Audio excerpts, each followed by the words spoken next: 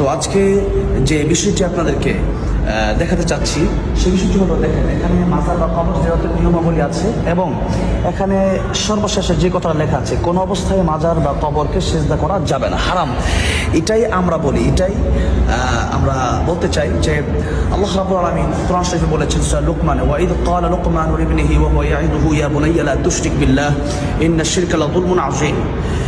লোকমান হাকিম তার সন্তানকে নসিহত করেছেন যে পৃথিবীতে সবচেয়ে বড় গুনাহ হচ্ছে শিরকের গুনাহ। আল্লাহ রাব্বুল আলামিন সবচেয়ে বেশি কষ্ট পান যখন বান্দা আল্লাহকে ছাড়া অন্য কাউকে সিজদা করেন।